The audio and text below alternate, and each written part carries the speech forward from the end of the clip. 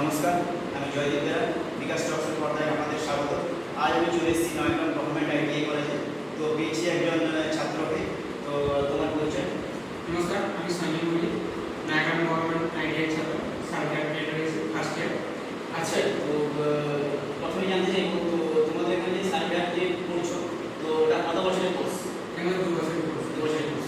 তো তোমরা এখানে, আমি জানতে পেরেছি এখানে একটা প্রজেক্ট হয়, তো প্রত্যেক বছর কি প্রজেক্টটা হয়?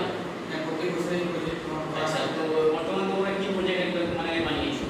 বর্তমান প্রজেক্ট বানিয়েছি আমরা ওয়াটার পিউরিফিকেশন প্রজেক্ট, যেটা আমরা দুটো কার্ডবোর্ড ইউজ করেছি, এবং তারপরে রয়েছে গ্লাস, এবং তারপরে কিছু পাইপ। তার মধ্যে আমরা এখানে দেখাচ্ছি যে কীভাবে একটি ওয়াটার পিউরিফিকেশন হয়ে ফ্রেশ ওয়াটার পরিণত হচ্ছে। প্রথমে রয়েছে কিছু বড় মাকড়, তার তুলনায় একটু ছোট, তারপরে রয়েছে মাকড়, তারপরে রয়েছে পানি, তারপরে রয়েছে দুধ, এবং তারপর এই প্রসেস অনুযায়ী যে খারাপ জল, সেই খারাপ জল পিউরিফাই হয়ে ফ্রেশ ওয়াটার পরিণত হচ্ছে। আচ্ছা, তোমরা এটা যে প্রজেক্টটা বানিয়েছো কতজন মিলে বানিয়েছো? এটা আমরা 5 জন মিলে তৈরি করেছি। সেটা করতে কতদিন তোমাদের সময় লেগেছে? প্রায় 5 দিন থেকে 6 দিন। আচ্ছা, তো এটা তোমার আর কি ভবিষ্যতে কোনো এরকম কোনো কিছু প্রজেক্ট বানানোর পরিকল্পনা কি রয়েছে? বসে রয়েছে। আচ্ছা, তুমি যে সার্ভে ট্রেড নিয়ে পড়ছো, তো এটা নিয়ে মানে কি শিখছো এখন বর্তমানে?